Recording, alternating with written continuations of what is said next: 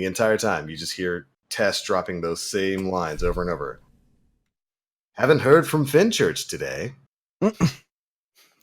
It would make for probably actually the best raid boss because it'd be the only one people are kind of motivated to kill. I mean, when it comes to raid bosses in Destiny, I think the last one we actually had an emotional attachment to was what, Orcs? Kind of motivated.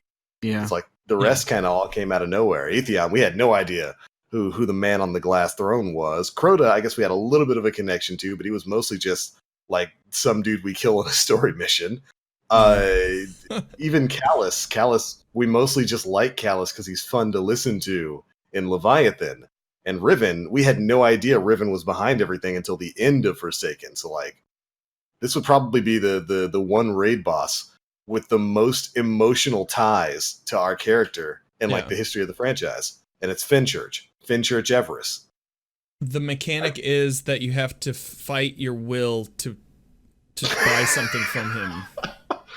In between every phase, it brings up that new Eververse store prompt, and like it shows you specifically something you want to buy. Like for Nim, it'll show a brand new Necrochasm ornament. For Aura, it'll show 6 different fusion rifle ornaments. Something it'll be a kill effect like we have in like other games like Call of Duty and stuff, where like every time you get a kill within a rental, it causes your opponent to blow up in a different fashion. This you have to resist. That's how you actually get to damage phase. You have to resist buying whatever it is Fenchurch throws at your face. You have to grab a buff in order to resist. Otherwise, it automatically charges your account. Oh man, I have the buyer's remorse buff, dude. The buyer's remorse. We have to one person in the party from one guardian to the other in order to win. Only one person can hold it. God, dude, you have to cycle it around. You gotta stop failing, man. You're like, dude, how much in the hole are you on this? Look, I bought so many ornaments on this. Yeah, I'm not allowed to bring Nim on any of the raids with Fenchurch as the final boss. Him or Ashen. Ashen. Yeah, no. They will never complete this raid because. Oh no! You said Necrochasm, and I was like, oh well, all right, I'm out. That's it. The gun doesn't even exist in the game. He's still buying skins He'll for it. still buy an ornament. Yeah, still do it, gun dude. that doesn't exist. I can preview it whenever I want. Okay. Then that's just what you hear from your other guardians. I can stop whenever I want, guys. Gosh, I don't have a problem. Speaking of which, Ashen is in chat saying, "I heard that." Listen, man. The one time that Ashen shows up in chat, and is when we're talking about him. Ashen, brother, all I'm saying. Look, the Gambito Banditos will ride again. It'll just never be in this raid with Fenchurch as the final boss, because neither you nor Nim will ever beat Fenchurch, because you'll never pass on the buyer's remorse buff as soon as that screen pops.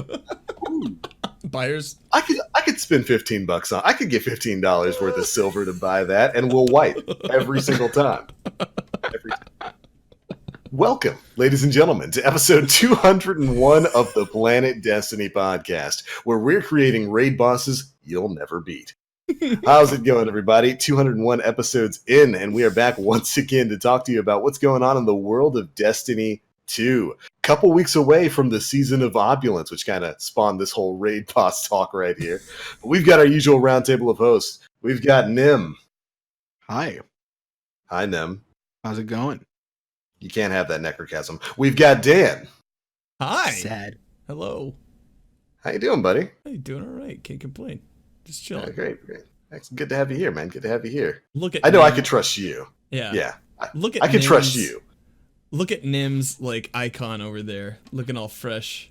Oh yeah, Fresh off that DCP. Almost like he was on a fancier, higher budget show than ours. There was no buyer's remorse debuff there, was there? There was not. Constant buff. Welcome back, though, from that. That was a good episode. You on DCP. I got to catch it as I was coming back from work. Good stuff, Thanks, man. It was a lot of fun. You made your boys proud. Good job. I tried. Still not going to bring you on that raid. Aura, what's up, brother? How's it going? Oh man, how you been this Memorial Day weekend? I have played more Destiny 2 than I care to talk about in preparations of this raid. Do you I need help? have done so much stuff. Oh boy, I think they got a support group for that going on right now because everybody's trying to do raid prep. Who was it? Sweatsicle put out like a spreadsheet Yes, to it help was people Sweat. get prepared. That's what I'm doing, step by step. This man actually stepped out of the crucible for once. I tweeted about it. Like everything that happens in the Crucible, like the past 2 weeks, has just sent me off kilter. Like I get so mad. I'm running into the same 8 people who are using the same 8 one-eyed masks and standing next to light machine gun ammo, using their hammerhead, which has more stability, more range than any AR. I'm just getting shredded left and right, and I'm just getting mad about it. So I actually welcoming a little bit of a different environment to exist in, and I've turned into a Gambit sweat lord. Look at Hanging that. out with Polar. Look at that. The guy who spent the entirety of this season saying, I don't like Gambit. Why would I ever play a content release about this game mode in Gambit? I have a feeling it's just because he's been hanging out with Polar. Yeah, it's a lack of choice. It's not because he likes it. Well, look, man. You need 20 bounties. Yeah. You know, if you carry 20 bounties over, you turn them in, you get a powerful reward from Ikora because we're still stuck in a milestone system from 2 years ago. Mm-hmm. And Correct. so, and you also get infamy from all of your Gambit bounties, and you just get a plethora of Gambit bounties every single day. So my entire inventory is taken up by all of these plus 50, plus 30, plus 100. So I'm going to get an infamy drop, which might not be powerful. The TOB, we'll get into that later, but so I'm staging myself to get as many powerful drops as I possibly can across all 3 of my characters. Right. Mhm. And there's just a lot to do that I never did. So I never did the breakneck. Apparently that's character based because I'm using the breakneck to get the breakneck. I still have to do the last word, which is also character based. Yep. Which is interesting. Yeah. And there's a few other things like wear a full set of Gambit gear and win a Gambit match. You wear a full set of Crucible gear and win a Crucible match. So I've got all of these things still because I have no playtime on my Warlock. Yeah. None. So everything is still there from when you're a beginning base character. That's Looks a like lot you of got a things long way to go, bud. So why don't we start there? Because a lot of people are really interested in getting prepped for the raid in day one.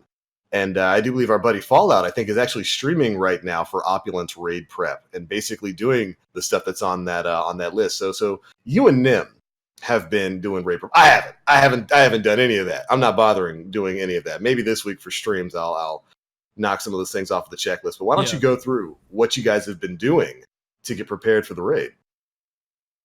Or you go. All right, so you can do your flashpoint, but you don't have to pick up your engram. You can leave it staged for a week. So Tangled Shore is done on 2 of my characters. I can pick that up. Your 20 bounties, you want to get 7 daily bounties completed for the Dreaming City, not 8. This way, when reset comes around, you can go and do your 8th daily bounty real quick, turn them all in at the same time, get a powerful drop. Yep. There is any pinnacle weapon you want to leave on the very last step or before you even claim it, depending on who you talk to. So, Mountaintop or Luna's or Recluse or even Not Forgotten in some cases. The same thing with Breakneck, the same thing with Loaded Question, Oxygen, all of those. There's so much, dude. The list is huge. Nem, go ahead and take it from there because I'm starting. There's so much I'm drawing a blank. I mean, you've covered a lot of the essentials. I mean, I know on the spreadsheet there's even guides the Allegiance quest. I'm sorry. Yep. Yeah. Like the Allegiance quest, and there's also it's like you can edge certain of your rep bars as well. Yeah. For that, like but I've been Ikora doing... is one, right? Like you can collect all those 20 bounties. Yeah. Hold on. That's to what them and turn them in. That's what I've been doing. Actually, I have the 20 already completed and set aside for her, along with several powerful bounties, as well. So getting there. Staging your powerful bounties, I want to make it clear that if you've completed it and it says powerful gear is rewarded and you turn it in after reset on raid day, it will be capped at 700. Yeah. It will not carry over to the new level. Yeah. So you want to leave those ones one step behind. The Allegiance Correct. quest, as long as you don't talk to Drifter, will drop a powerful reward after you go and talk to him for the final step. So after you've gone and collected the tapes, for anybody out there who hasn't done the Allegiance quest, which I'm one of Yeah. them, Same. forgot it existed. You want to keep at least three tinctures of Queen's Foil so you can do the Ascended challenges right away. You want to keep 15 Ghost Fragments so you can go get the Wanted bounty right away. It takes 5 per character. And this is on all 3 if you have 3 characters. So I have been very busy. There's 2 ballistics logs. So that you can go and forge powerful weapons right away, which is incredibly important. And then there's even a diagram and a breakdown on how to do it, how to turn everything in, and how to stage for your final character being the most powerful. And that's going to depend on whether or not you're raiding on day 1 and which character you're going to bring. I believe I'm going to be playing a Warlock, which is going to be a yikes. Boy. Yeah, because one of the big things there is if you've got 3 characters who are already 700, you want to do this prep first on your alts, turn all that stuff in on your alts, and then take the weapons and stuff that you get as rewards after Season of Opulence has started, toss that over to your main, and then start turning stuff in on your main. So you can start at a higher base light. So enjoy that Warlock, Aura. Enjoy that. So, But who all here is going in day 1 running in the race? Well, I'm not going to say that I'm running in the race, but I'm going in day 1 blind, Yeah. and I want a day 1. I want a day 1 me too. completion. Okay. So I would if I had people to run with, but Yeah. seeing as I don't, I'll just be sitting back watching you guys. Have fun with it. Aren't you at work around the time that the raid drops? Usually, yeah, because It we've got the starts at update going 4. live, and then I think 6 hours after the update goes live is Right. when we're ready to launch. Mhm. so it'll be in the It's middle 4 of p.m. PST. it'll be the middle of the evening for me. I'll be at work, just watching you guys suffer. It's gonna be a long day, man, because these are things that I rarely do on a weekly basis that are going to be crammed into 6 Yeah. hours plus the quest to unlock it on all 3 characters. Like, this is going to be an awful lot of prep and an awful lot of Busy gaming day. before the raid even starts. Yeah. So burnout is going to be an issue, and Yeah. focus is going to be an issue, and energy is going to be a problem. And so it's not only am I prepping in the game, but there's meal prep that's going on behind the scenes so that when I want to eat, Oh. it's not going to be this crazy big thing that I have to go and Yeah. break. Yeah. We're installing a toilet, and I'll be gaming from a toilet instead of actually a gaming chair. That's fun. Those will Please be here. just be considerate enough to mute your mic. Or I don't. don't. Or don't. Yeah, or you're not about Make it a raid donation anyway, goal. man. You'll Drop talk on it. behalf of my raid team, bro. Maybe they want to hear it. I don't know what they're into. Drop a deuce every $20 for donations. There you go. Yeah. Man, you gotta Exactly. watch your triglycerides. That one sounded loose. Oh my god, guys. What? I can't with you guys today. So Fun day. it's gonna be intense. I'll be going in with Jay Sniperton, one of our former guests. Cool Oh. guy. So no pressure to run with a raid teacher and a PVE god. So no pressure. I'm You'll just be gonna. fine. I'll be on a warlock. All I have to do is use my radiance wall, and I'll never die. So Yeah. Yeah. Okay. All right. Yeah. Yeah. mhm. Understandable. Okay. Understand Um, that works. Yeah, I'm gonna be running with Pyro Gaming, Ooh.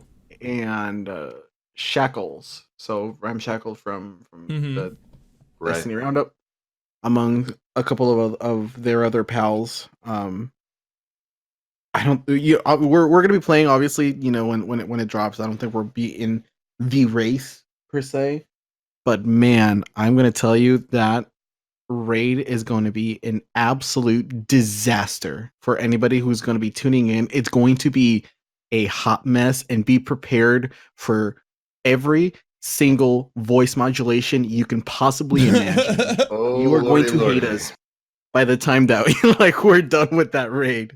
Oh lordy, lordy. It's Stop going to be it. amazing. No, never. It's going to be Stop it. great. Absolutely. Chipmunks everywhere. Cut that Oh out my right God. this second. It's going to be so Ugh. good. So silly. Yeah, I mean, it's just a week or so away, and it's kind of weird to think that we're this close to it. I'd imagine we might be getting a Vidoc or at least some kind of view into what's coming up very soon.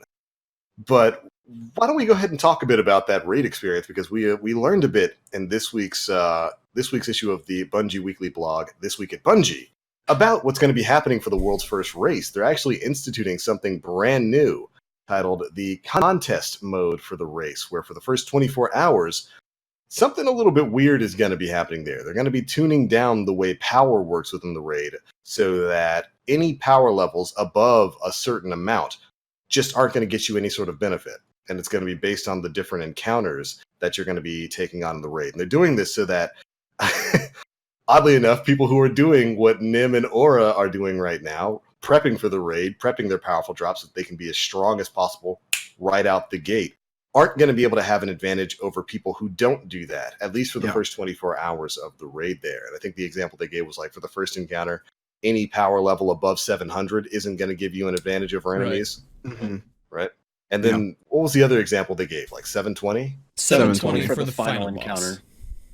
So 720 for the final boss. You kind of feels a little bit like Bungie tipped their hands there at what the level of the enemies in the final encounter might be.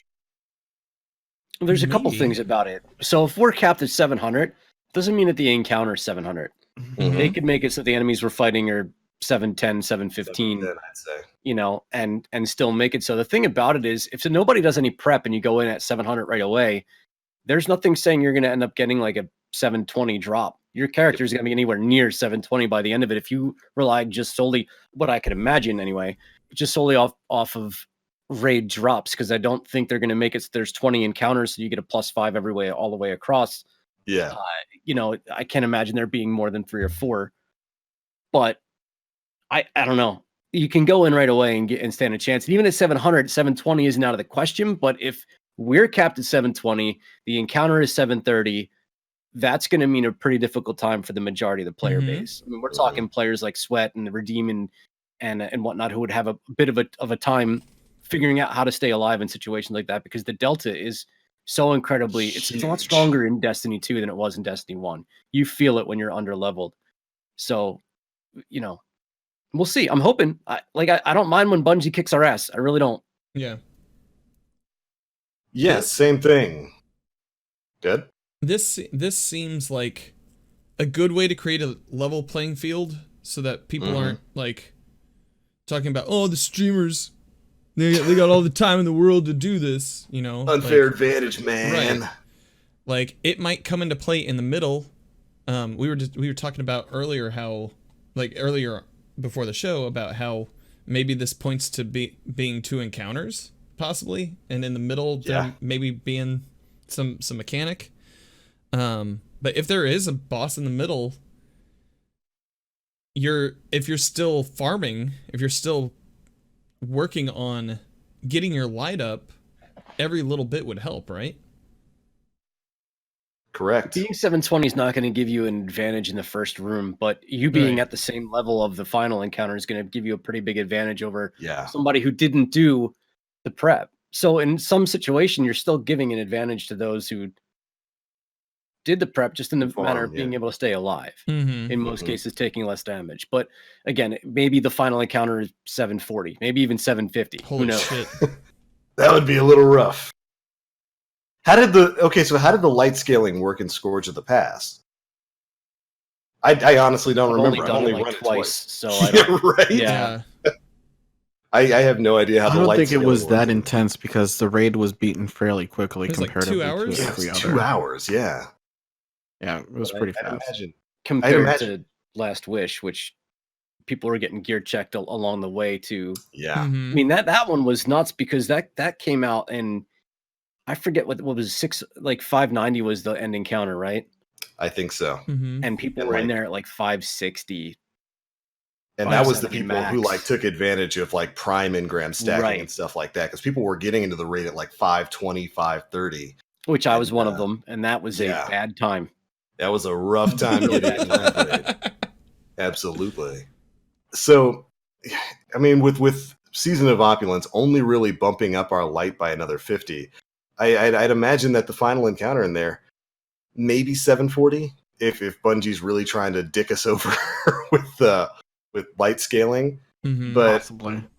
at the same time, at least when it comes to this whole world first thing, I kind of like this. I like the whole contest idea where they're going to be making a more even playing field for all the teams that want to go rushing in. Because like you said, you do get a benefit if you do the raid prep, but only if you're reaching like the last encounter where you're going to actually be able to experience power level boosts up to 720. And shoot, even without doing the raid prep, getting to 720 probably isn't going to take too long. I mean, just thinking about all of the powerful sources we have in game right now. Yeah. And it's full curse week. So you're also And it's getting a the full benefit curse of week. Shattered Throne. So Shattered Throne in Dreaming City alone being Yeah. like +5 boosts, you know, +3 to +5 are going to be pretty huge. That's some of the Yeah. first steps you'll take. And you get as many rewards from Shattered Throne as you would do from Scourge of the Yeah. Past. From a Right. raid, yeah, Right. you get Yeah. 3. And you can run through it at this point in Destiny 2. The majority of teams are going to run through that content pretty quickly. Yeah. So like, even if you're not raid prepping, I mean, if you've got the free time, I would absolutely recommend it because it's going to give you a leg up. But there's going to be so many things to do when that Tuesday rolls around. And that's not even taking into account any of the new things that are going to be dropping. I'm just assuming things that we already have in game right now, whether it's Dreaming City, Shattered Throne, and everything else is going to be tying on there. Not Gambit Prime, because those are getting bopped, and we'll talk about that in a little bit, Nim. But yeah, this, at least like I said, when it comes to this world's first thing, I like this idea. I like the idea of turning this into more of a leveled playing field for an official kind of race. And we'll see how well it works when June 4th rolls around. Yeah. I think it's pretty great. Yeah. It definitely gives it an even playing field for the people who can't play from, morning to release. Mm-hmm. And Right. so I think that's pretty, honestly, like, I think just like looking at it right now in terms of what they're doing with contest and the time that the raid drops and all that stuff, I think that's probably the most balanced out release that they've had so far. Right. Mm-hmm.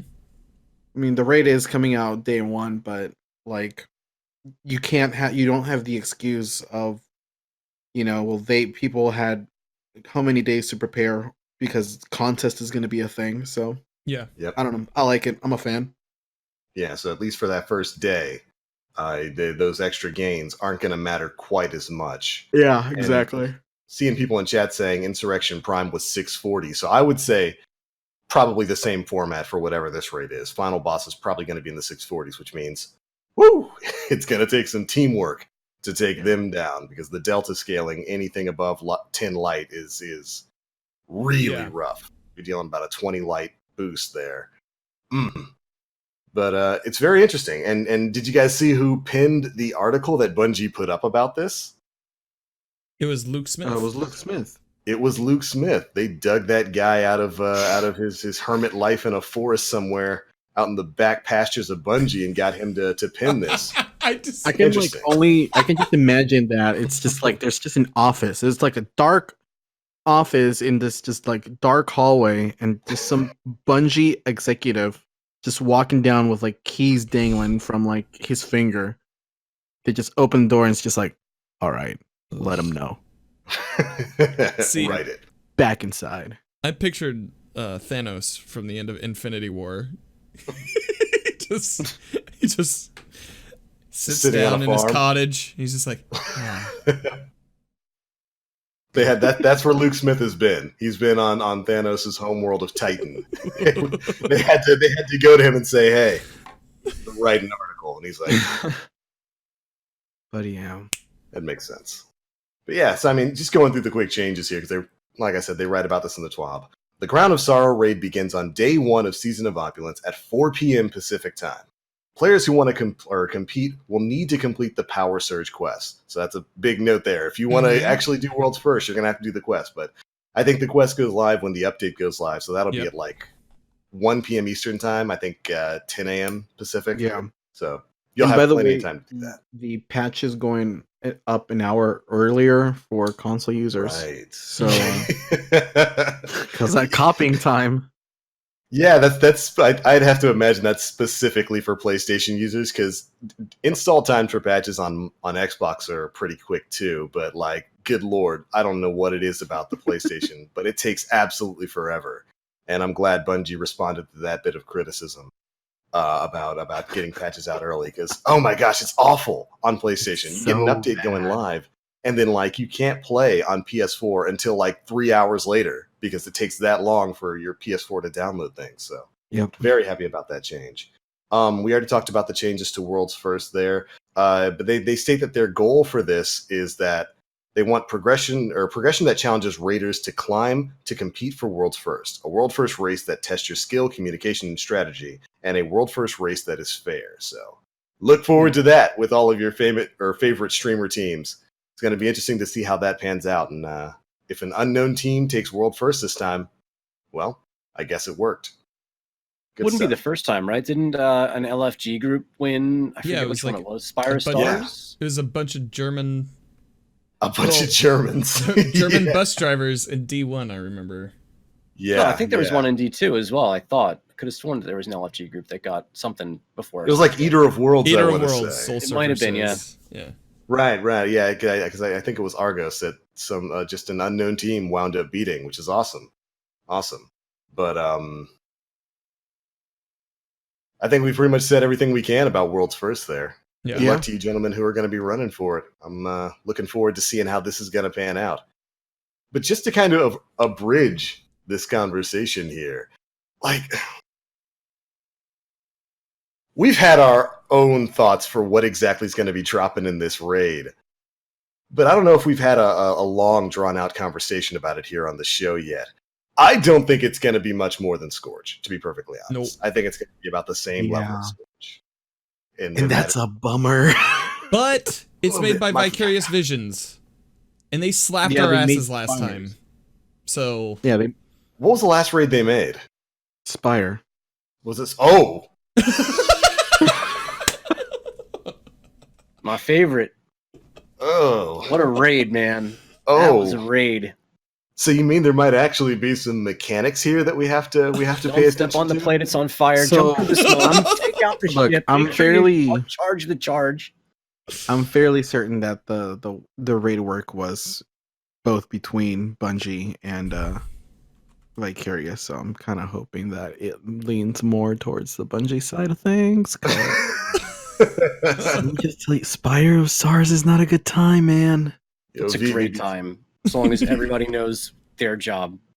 Vivi, please, Vivi. You be taking those mechanics a little bit too seriously there, dog. A little bit too seriously there. Dude. The ones that come like outside of major releases tend to be a bit smaller, but we didn't get one with Season of the Drifter. We didn't get anything even remotely close to what could be considered anything like a raid, not even with the Reckoning and what it offered in terms of space and encounters. So they've had a little bit more time than I think they normally get to create something like this. So I'm hoping to get, man, if it's another Scourge, it's just gonna be another bummer because, you guys hear me say this all the time. The Scourge of the past is like a really, really, really lackluster environment in terms of gunplay and gunfights and action. It's a lot of go over here and kill this one guy, bring this thing over here.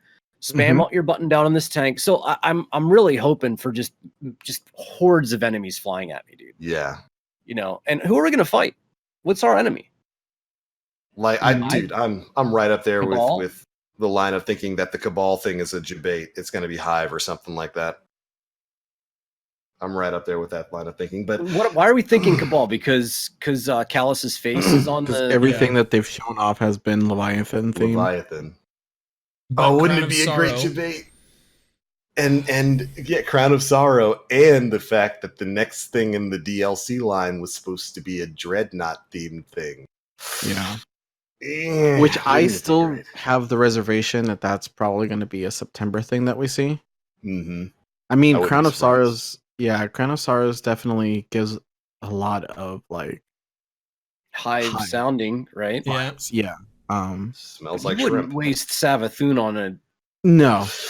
You well, okay. You wouldn't dare. Osiris. I would say that. But then we had Osiris. You said it. Oh no, you're right. That's the worst part. Is you're absolutely right. Osiris. No, I refuse. Nokris and Zol. Like we want to say it doesn't happen, but Nokris and Zol. My That was man, the thing my that man happened. Zol didn't even get a raid. He got a strike. It still I've never hurts. seen something so powerful. Ghost, have you been with me this entire time? Have you been Have asleep, you been Ghost? here? Yeah, have you been here? Are you the ghost that came with me through Destiny 1? Because we've Maul certainly seen Oryx? something bigger than this fucking worm. No, dude. no, that didn't happen. Your PC characters are babies.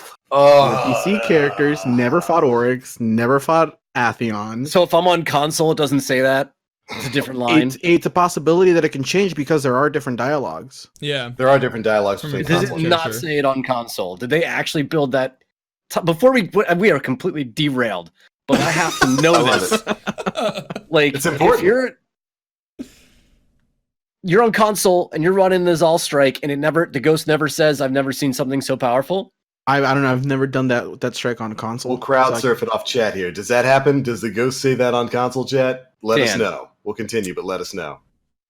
Yeah, so it's a very much of a possibility that it could happen, that they could just like throw in Savathun there, just like out of nowhere. And don't trust me. Oh, I will be upset. I'm still mad about Warmind. That still hurts. But like at the Feels same bad. time, I mean, yeah, they've hinted a lot of at that, and I don't know, man. Like it still could very well be based on Callus, since he was an emperor once, and I guess you can tie emperor and crown and all that Mm-hmm. stuff, and because he Yes. was exiled, and Well, It'd be a yeah. good place to close the Callus story because we don't know that we ever actually opened it. yeah. No, he just showed up. Yeah. There- So like, it probably wouldn't be a terrible place. Maybe we end up defeating him and feeling really sad about it. Mm-hmm. Maybe it's like becomes like a really sad story about how he had to, like, I don't know, put him out of his misery or something like that. But He's the first boss. Ooh, don't say that. Ow. First boss. I can go. This the Maybe song. putting him back together like Humpty Dumpty. Like, oh, dude, we're sorry about that. It's the Wrath of the Machine where you're putting the machine back together, but it's limbs of Callus. Like, we have to go over here and get his arms. We blasted him across the solar system. Oh, sad, Callus. There's a lot of We- theories online about the possibility of us going, because supposedly there's a Stargate on Leviathan, right? Something like that. Yeah. Behind the Portal. locked door in the first hallway that's never been opened. Yeah.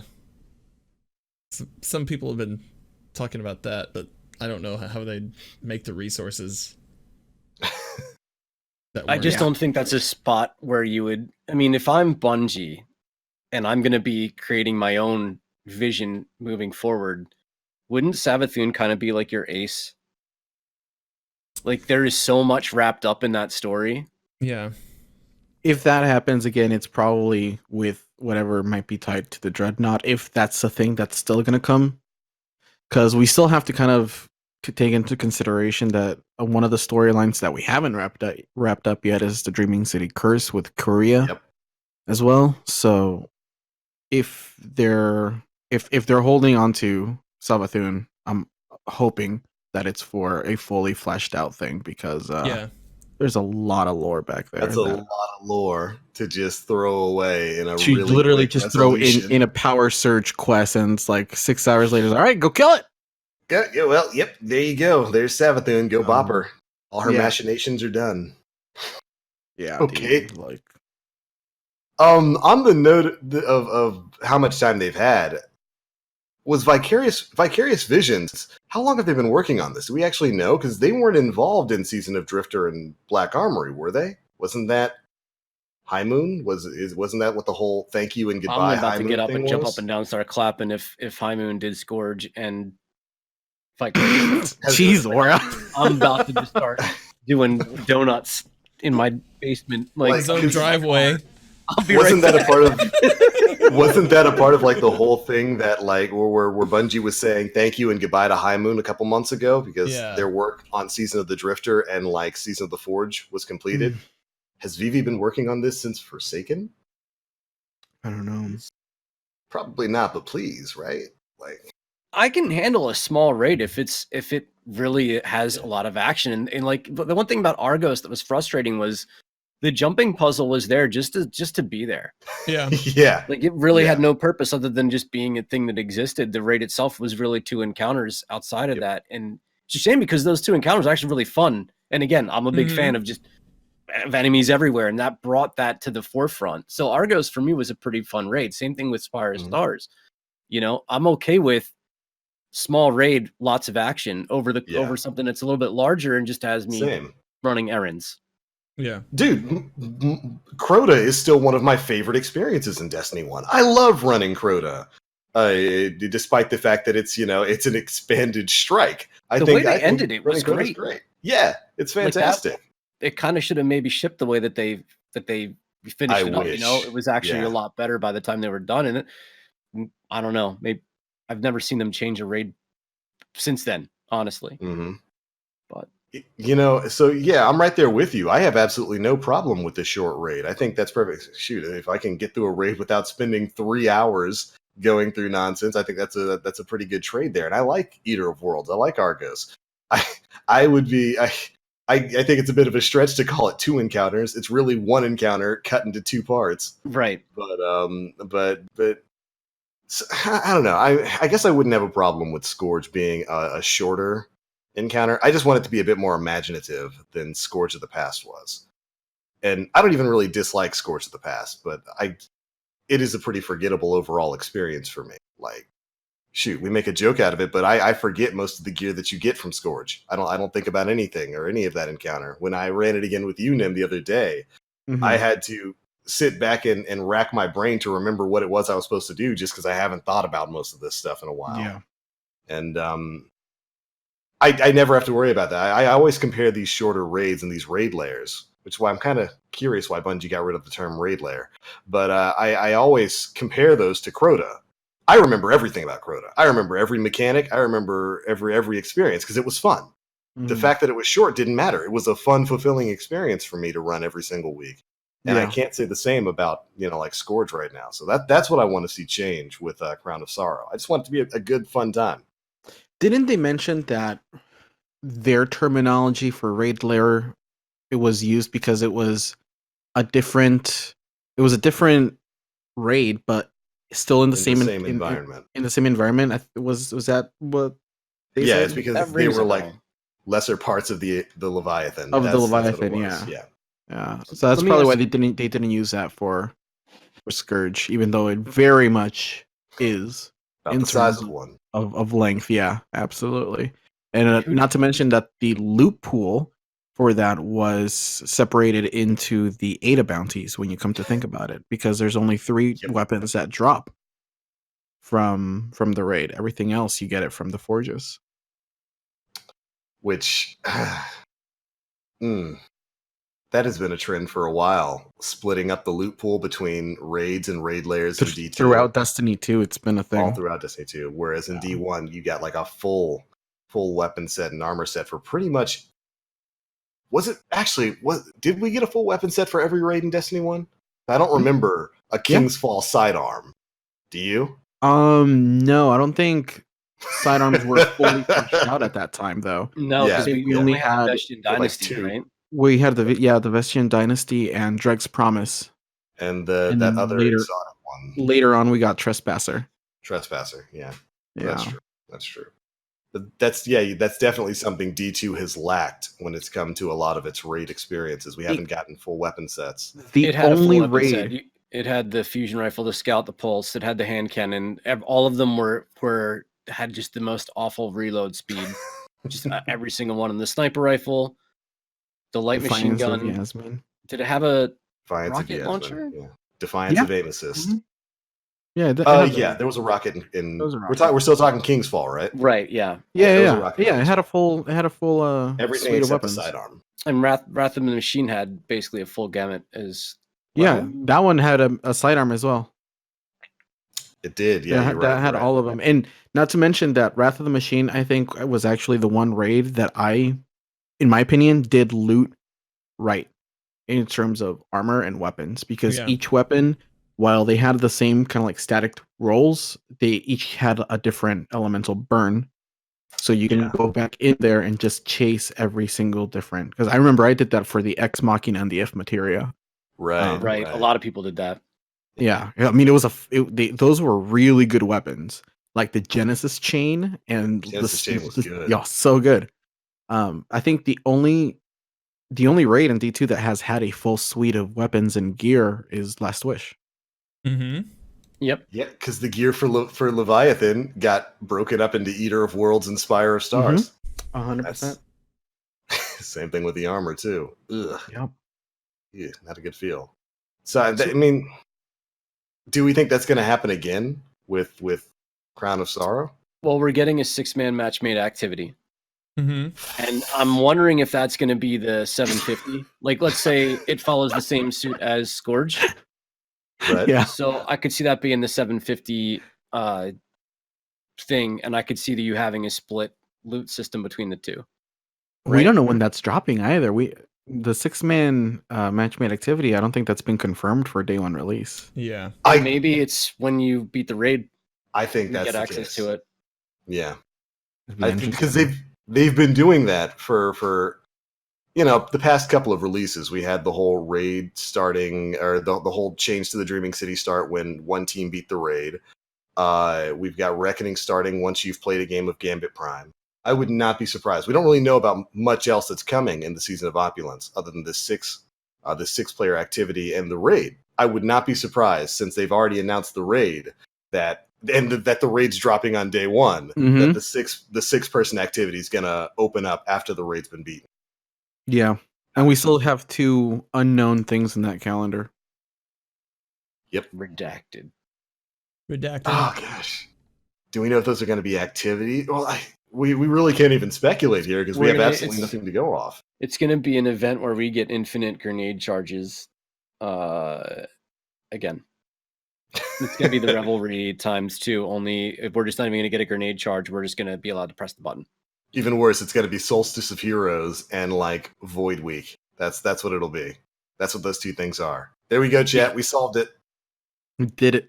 We did it. We figured it out. It's going to be Void Week and Solstice of Heroes, so that you can grab yet another piece of armor after a month's worth of work that's going to be completely invalidated by the time September rolls around. Yay! Funny because Just- it's true. Ouch. It hurts. It doesn't feel good. Let me ask you this. Who do you want to fight in the raid? Who do you want it to be? My dad. What weapon? Damn. I'm Damn, kidding. Dan. I'm kidding. I'm kidding. I'm kidding. I don't think he's kidding, Chad. Damn, Daniel. Damn. Want to talk about it, buddy? No, it's fine. It's for another podcast.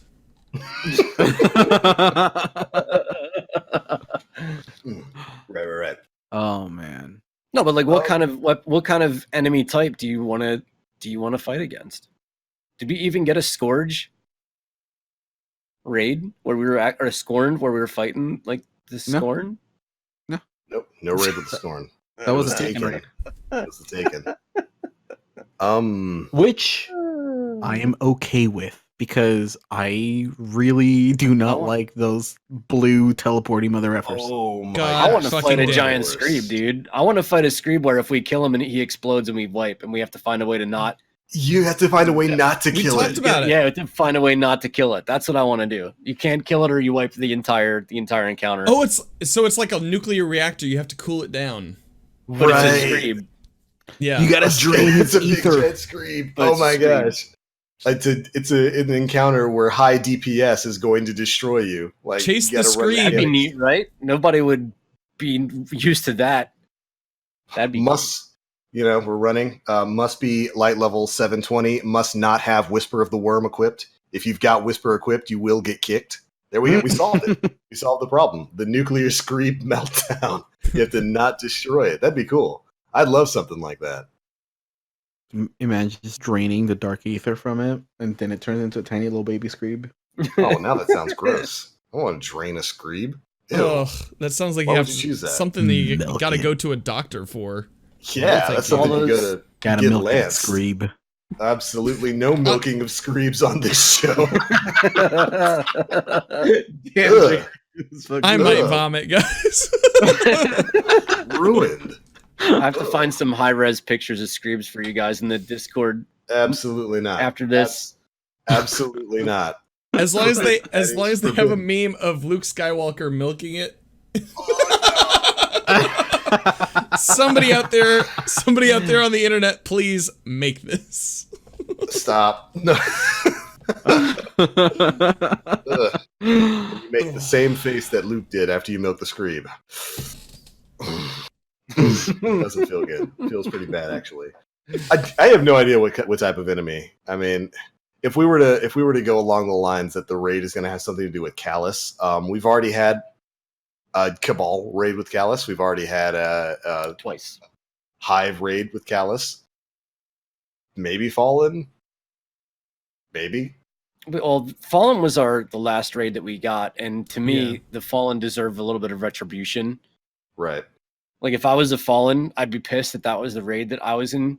Like, I'd Shoot, be I mad said about it. Hive I'd on want the another decks. opportunity. You know what I mean? I'd want another chance at redemption against these Guardians if that was the environment that I was put in. So, Right. because when you look at Wrath of the Machine and just the relentless amount of enemies that we had to fight, It was great.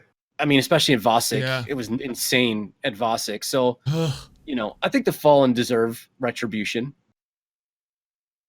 That's if how much longer they're going to be our enemies for. Do you think Yeah, they're we're getting shipped looking- out, or are we going to be friends with them? Buddy. Well, we've already started seeing that come to light with 0 Hour. Mm-hmm. Yeah. The lore Dude, behind. that guy stabbed one red bar dreg in the beginning, One. and you're acting like he did ourselves a favor. Listen. Well, he showed up at the end. He's Listen. fine. Yeah. He did nothing. He walked in a dreg, man. He killed man. a dreg, dude. He didn't know they're taking out these shanks with their 8 million different shields that take no damage and the snipers that one-shot you. No, this man killed a dreg in the back. And you're acting like he's our ally? A single dreg. A single dreg. Couldn't even shoot it in the face. I mean, dang, it's just whatever. He killed a dreg. I guess that makes him cool in our book. I'm Mithrax more the nervous homie. about Spider and his legion of army that we continue to fund. We do keep funding a warlord, don't we? we Especially lately when I have no infusion material, so I am pumping money and motes into this dude, Where's- or shards just to have infusion materials. So Well, here's the thing with the spider. As long as we're supplying him with fine art, I think we don't have to worry about that guy. That's pretty much all he cares about. He just cares about art from the Victorian age and stuff like that. That's not a joke. Read his lore. He's all about that. He's got an entire room underneath, like an entire vault underneath where he's sitting, where he just has collections of art because he So loves. It's so goofy. I love him. I love the spider. Grumpy Drunken in chat says Spider Well, equals funny. Iran Contra. Like, it's such a weird. Okay, so which one of us is Ollie North? I volunteer as tribute. So I mean, weird. So weird. Yeah, because there's another narrative thread that we kind of haven't wrapped up yet. Is he back in charge of the shore, or like is that still the Wild West? Yeah. Who knows? So many questions to answer in Season of Opulence, launching soon. What if the spider's fighting Callus? And that's what this new raid is. The Crown of Sorrow is. Maybe it's the fact that Spider's sad because the Tangled Shore is the only area he has to own and operate, and it's just a disaster of tattered dirt and a dead meteor, whatever. Like maybe he's just mad about it. Maybe Spider sees Calluses in the Leviathan and is like, I want that. I want the gold and I want the grapes and I want the Mhm. gaudiness. Like I want that. I want to get off this damn. God, man, the Tangled Shore is so ugly. It is I very. mean, from a design standpoint, it's amazing, but Yeah. it's kind of like reminds me of Mars in D1, where I just kind of want to sweep it. Yeah. I just want to get a dustpan and a broom and just kind of clean it up a little bit. That's a heavy job, man. I mean, that could be interesting. I think the spider would be swinging a little bit out of his weight class if he if he was trying to take a shot at Emperor Callus, who even while exiled seems to have a pretty sizable amount of power to his name. Just given the stuff that we've seen in Leviathan and the raid layers that have been tied to that. And plus, all that stuff that Callus has been talking about for the past 2 years, you know, about showing us what's out there, the real powers Yeah. of the dark and stuff like that. That's what I'm most looking forward to hearing about.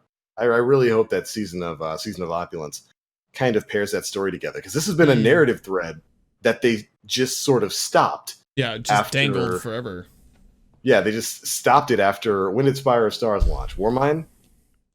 Yeah. Yes. Yep. We just haven't heard anything back from Callus since then, and I'm looking forward to hearing more about that. Yeah. Jebby's right. We are his new shadows, though. Oh, basically. Yeah. Mhm. We've been doing that man's dirty work for a bit now. Yeah. Absolutely. We're doing everybody's dirty work. And the Drifter's tapes, man, he makes it sound like we're not good people. Yeah. No, the Vanguard, not us. Oh, is it the Vanguard? Am I good if I have it backwards? I've done so many Allegiance quests, I forget which one's which at this point. So that was to do 3 of them in a row. Yeah, he's not a You're fan just of clicking buttons. the old Vanguard and specifically the Praxic Order. Mm-hmm. Granted, Honor's a bit of a dick. A dick whom doesn't seem to know when she's swinging outside of her weight class, may I say. Yeah, Like, getting those letters. Who are you threatening? Like, do you see how many godheads I've got up on my wall for fun, Yeah. Honor? Like, that's the Yeah, Triforce, baby. Like, She can decimate like city blocks, and it's fine with her. It's cool. It's fine. It's all good. that's fine. No, that's so cute, Honor. Oh, you're so cute.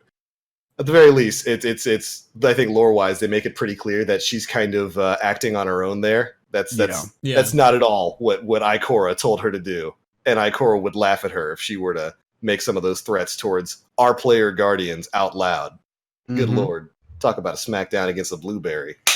Catch these hands any time of day. Catch me in the Crucible. Guardian down.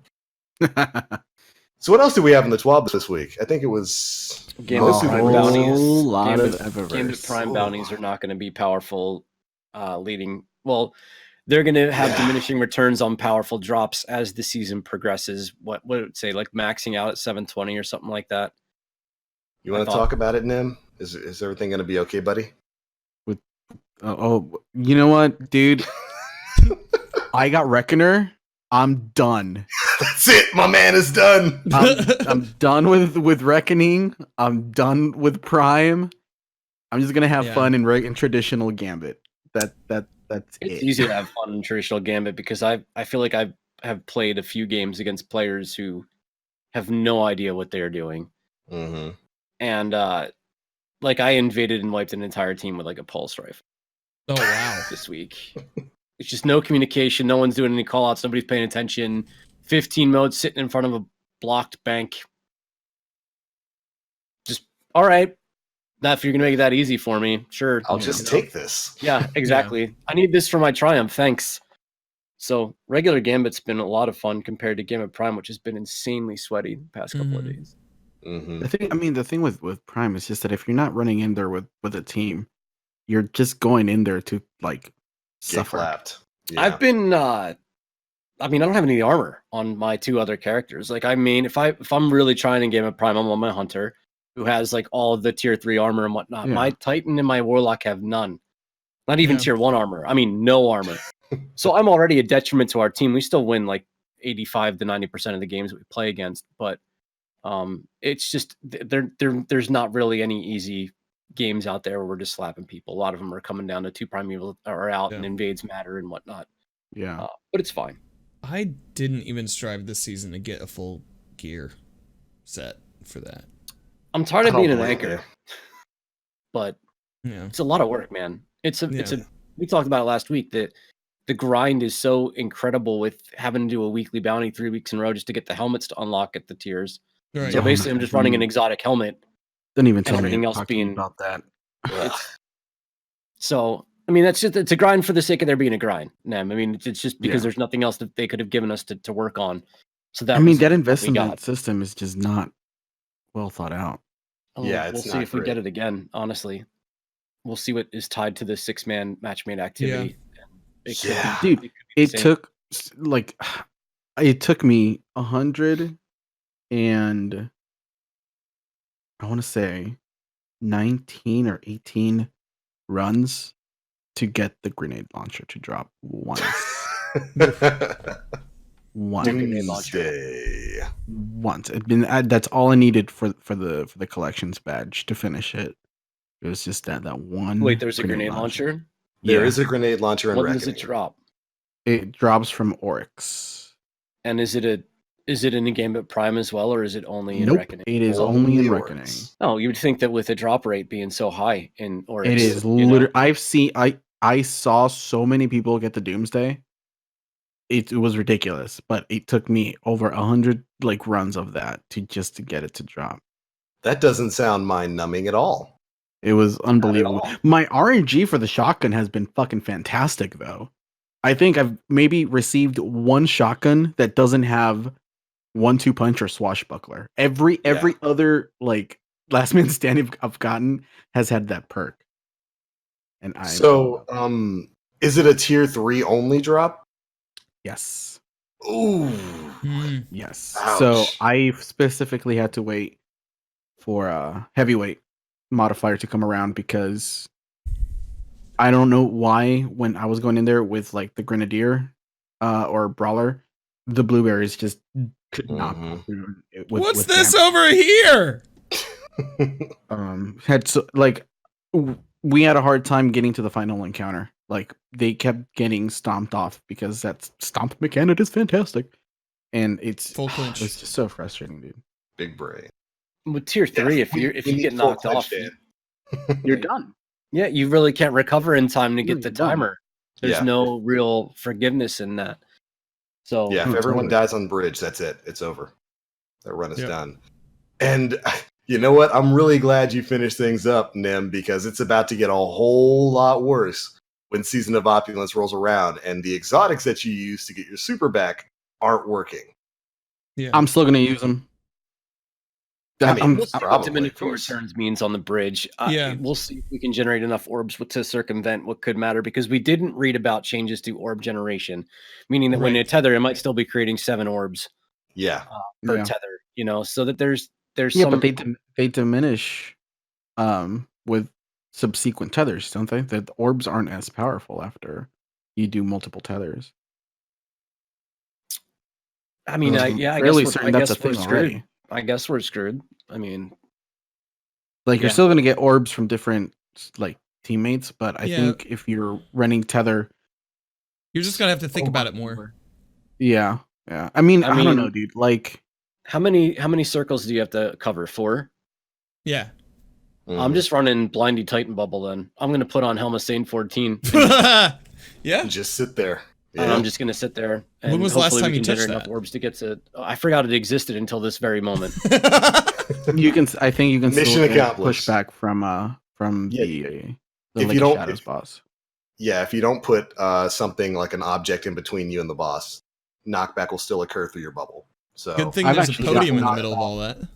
I've actually got knocked Yeah. off even standing behind that middle thing in between me and the ugh, boss. stomp mechanics are so What if I bad, put the man. blind bubble where they spawn and they're blinded coming out of their spawn? Would that work? I don't know if they It's get not going to affected by last that. long enough for you to get out of that situation. You I don't even toss- think ultras get affected by that. toss big walls up, then the bubble. Build yourself a fort. I don't Watch know, a but you know movie what? underneath It it. ain't gonna matter because I ain't gonna run Reckoning again because I got the fucking title. So Yeah, you I don't believe have in to. you. Yeah. Finished. That is Congratulations. your problem. It's really it. I still need to look at my collections and see that I'm missing like 300 pieces of armor. So it is absolutely my problem. And for Reckoner, you have to get all the Gambit armor? All the tier 3, all the weapons, and the triumphs. Woo! That is. Get it done now before June 4th, because it's going to be a nightmare when that update comes out. Heads up, it's all of the tier 3 armor on at least one character. Oh, okay, that's much better. That's much Yeah. better. Excellent. Yeah. But anyway, so what's the change that's happening to the Gambit Prime bounties? They're basically going to get decreasing light gains, so that Yeah. after a certain point, you're just not going to get much of a boost from them. Once you hit Swap 720. says, yeah, they will decrease even. So we didn't want rewards from the Drifter to be one of the primary sources of power following his run as the central character for Season of the Drifter. As a result, power boosts received from Gambit Prime bounties or Gambit bounties will decrease once you've achieved 700 power. They will decrease even further once you've reached 720. So I'm not sure if they're a +3 or +5 out of the gate, but what'll happen is it looks like they'll turn into a +1 eventually. Yeah. And ooh man, that hurts. So That there's a hurts couple of reasons why it hurts. You're already spreading the player base across 3 different activities when you're talking about these weekly. You're talking about Vanguard strikes and daily heroic missions, Nightfalls. You're talking about Gambit and Reckoning, and then you're talking about Crucible. So now you're giving people less of a benefit for playing Gambit, and I just don't know why. There's already a billion other things to get powerful gear with the milestone system the way that it is, and everything from Forsaken forward being powerful. So why? I mean, you could make a case and say that Shattered Throne has been around longer, so we're going to make Shattered Throne have diminished returns on power increases. They should Why are apply you- to Ada as well, honestly. I mean, so I'm just curious as Shut up, to. Nim. I'm curious about Look, Drifter man. and why. I mean, the player. I'm not sure what the player pool is. Destiny Tracker doesn't show stats for Gambit. It shows PVE and PvP. So I'm curious what the player pool already is, considering the fact that I spent a weekend playing Gambit and matched all the same people the entire time. Might be different on console, but we're pulling rewards away from that system already, which is going to mean that there's probably going to be less people playing it. I mean, already the majority of the community has already said that they're not crazy about Gambit in the first place, so I don't think it's Yeah. really going to matter that much. And I understand wanting to move the focus away from the Drifter because it's not his season anymore. We're moving on to something bigger with Benedict, and I'm assuming Benedict's going to have a bunch of powerful sources for drops to make up for this. I'm hoping so. But at the same time, this is still, like Aura said, this is a game mode that some people like to play akin to PvP. And granted, Yeah. the Drifter has a lot of powerful rewards each week. Right. We give Gambit a lot of crap, but there's a lot of powerful drops you get from Gambit each week. But at the same time, for people who like to play that game mode, kind of removing some of the rewards there in terms of powerful drops is, I don't know, that's a little bit of a questionable move in my opinion. I think if it's something that people grind for in a specific game mode that they enjoy, like Nim said, Ada still drops fully powerful bounties every week. Yeah. Dreaming City still drops their fully powerful bounties and stuff every single week. It's a little weird that they would specifically target Drifty Boy and Yeah. knock those down to a lesser gain once you get past 720.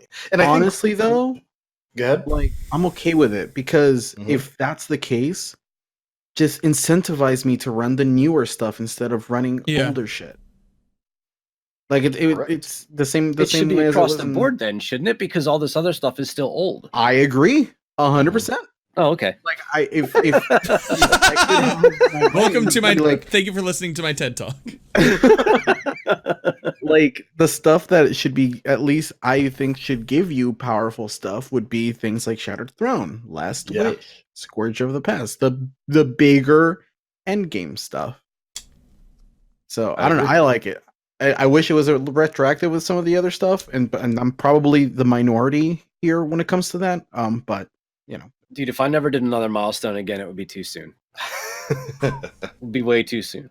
Big. So truth. I'm with you on that. New ways to gain power level within the game is a dire need for a player like me, because Yeah. I don't want to run the strike. I don't want to see the inverted spire like ever again. You know what I mean?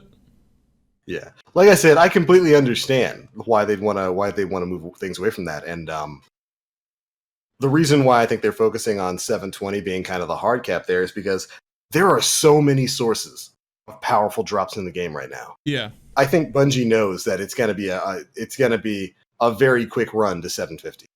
It's going to be a very quick run with the amount of things that are in the game right now. And so I can imagine they probably want to do what Nim's saying. They want to pull away on some of those powerful sources. But how do you do that after 2 years? Like, could you imagine if just in the next swab, Bungie just dropped, all right, we're getting rid of weekly milestones. Now your weekly powerful drops are going to be Nightfalls, raids, Shattered Throne if it's available that week, and then whatever is the current activity. So stuff like whatever the 6-man activity is in Season of Opulence and the raid from that.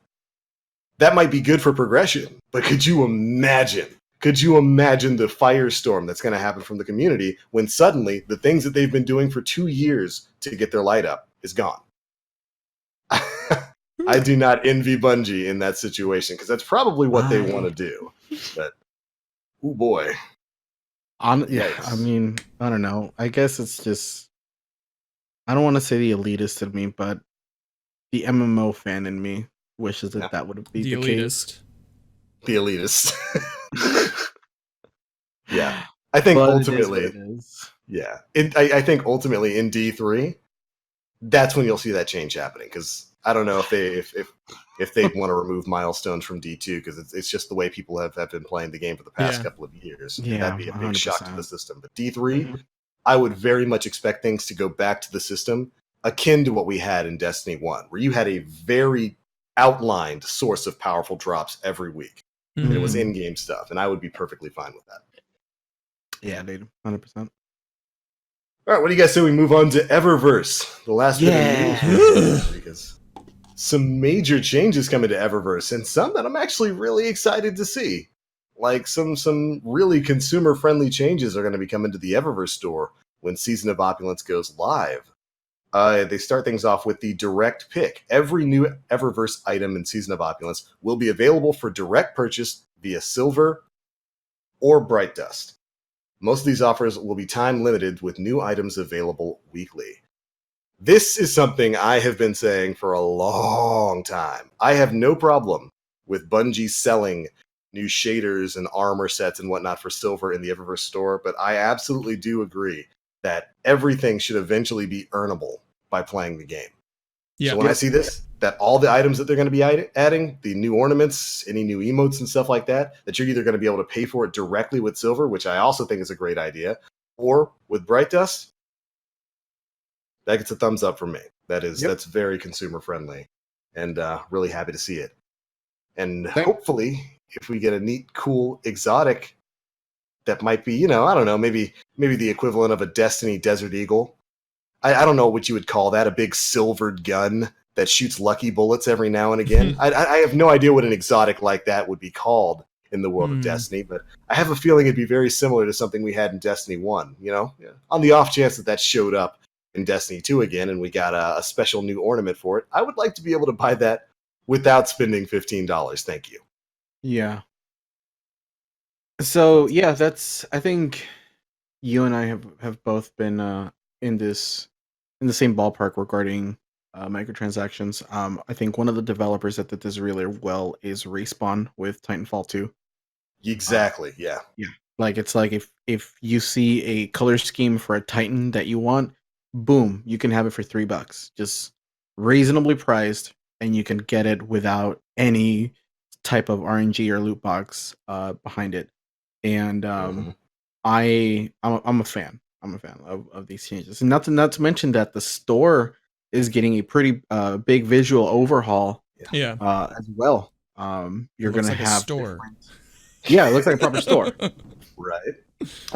And you're gonna have different sections of like featured items that you can buy with your Bright Dust. And I'm assuming there's also gonna be a tab of the stuff that you can buy with proper silver. The one thing that I'm kind of concerned about is, and I'm hoping this is just kind of like a mock-up image, is that there's an exotic emote in there that costs like $10. That's a little excessive. Really, And dude, was there? Oh yeah, I yeah, see. it's The like sword and like the yeah, bigger one. it's like 1,000 silver. That's Okay. $10 for an exotic emote. That's a lot. I think that's super steep. Wouldn't be the first time, Nimothy. I mean, it's happened. It's happened in the past, but they've always tied it in the past that you get the emote and then you get 3 loot boxes like a tied to that. So it comes. Yeah. This looks like it's just the emote for $10. Right, Yeah. right. And Honestly, I think Bungie has to play around with their monetary model moving forward, though, and this might be a good way to see how that pans out because they're going to be on their own for funding Yep. Destiny. yeah, So $10, nobody buys it. All right, maybe with the next season we back that down to $8 and see Let's- if that gets people to move Right. and kind of thing. So Let's run a sale on Season of Opulence. You know, Yeah. like Mhm. go back and do all the emotes, everything. Be like, Yep. all right, this season it's 50% off the previous season stuff on the storefront. yeah. You know, go ahead. No, go on. I was just going to say that I think it's very interesting that this they're making this change now when they have the flexibility to do so. They're not really worried about Big Daddy Activision anymore. Yeah. And I think this is an experiment to see exactly what Aura said, kind of how they can optimize their monetization with the Eververse store, while also being maybe a bit more fair to their customer base. Because, like I said, the whole direct purchase thing is incredibly consumer friendly. Mhm. And there's another thing that they're adding in with Season of Opulence that is another really consumer friendly change, and that's refunds. They're going to allow the option to refund some digital items if you're within the first 7 days. Basically, when you buy stuff from the Eververse store with Silver now, it's going to come in a package that'll let you inspect it and see what it's going to look like on your character, whether it be a sparrow, an ornament, a shader, or something like that. You'll be able to inspect it without opening it. And as long as you don't open it, as I understand it, you have a 7-day period to refund that item, which Mhm. I almost guarantee you would never happen under an Activision umbrella for a digital store. Absolutely never happen. So, Yeah. another They've great been- change. So with this past reset, we finally got the Dragon's Breath Sparrow to show up in a bundle that I think it's incredibly overpriced. Yeah. It's like $15 because it's you got to buy the 1,000 silver, and then you got to buy an extra 500 if you don't have any silver lying around too, because it costed like 1,100 Yeah. silver. So I don't know. They've been hit or miss lately with their prices in Eververse. I think the ornaments for the Outbreak were pretty reasonably priced at 700 silver. I thought that was pretty great instead of the one how we got with Whisper before. I think each ornament in total was like $10 for the It was Whisper. So $10. it's like $20 for both Not worth it. ornaments. Yeah. I mean, I still bought them. I still got both of them, but I mean, Bungie knew how to get me at that point. I told but you, it's just you. You're the one person. You and Ashen are the two people who they keep seeing on their spreadsheets. People are loving these prices. Keep dropping ornaments at this price Look. because these idiots are buying them. look, I haven't dropped triple digits in Eververse, So unlike my butt has. So Nim's new Ashen, name I'm is sorry, Nim buddy. I love you, Wales. but I'm calling you out. Nim's new name is Nim Wales. Nim Wales. Oh man. Absolutely. Yeah. I haven't spent a single dollar on the Eververse. You don't get out of Microtransactions have never been a Crucible, thing. Maybe I'm not too old for it. surprised. I don't know. No, But- some people just feel no desire to spend money because they don't see Mhm. anything in there that's worth spending money on. No, and I don't think there ever will be Mm-hmm. in the Eververse. Like they could even be like, this is a Erentil that has literally hear a crying sound when you voop somebody. You know what, dude? I'd probably buy that. And there we go. He's convinced himself. There we I'd probably go. buy that. No, hey, Argument Nim, destroyed. Aura, I'll show you how to easily do that in your channel just whenever somebody makes a command. So save your money. Yeah, so it definitely. I have no problems with Eververse. I've been saying this on this show for years now. I've got no problems with the Eververse store, so long as they aren't selling stuff like weapons and whatnot. Yeah. So I'm perfectly fine with Bungie trying to monetize their game here because certainly they're going to need to. That's a revenue stream that Mhm. they're not just going to give away. And I think this is a pretty good change. I like the revamping of the store here. I'd imagine this is a mock-up. It's probably not what it's going to look like when it actually comes into the game. There'll probably be some changes there. But I think these are some pretty good changes to the store. I think offering things for direct purchase with Silver or direct purchase with Bright Dust, fantastic change, rather than Absolutely. just doing a grab bag. Because what I notice is they don't have the normal grab bag of a random chance item to purchase for Silver up there. I think hopefully maybe that's going away. We are getting a new tier of engrams with the Season of Opulence, those rainbow engrams that you'll be able to earn just like you can now with Bright or the what are the engrams? What are they called now that you get when you level up? Oh God. Yes. Yes. Yes. They're called Yep. the whatever the current Season of the Drifter engrams are called. Notorious engrams. Notorious engrams. There we go.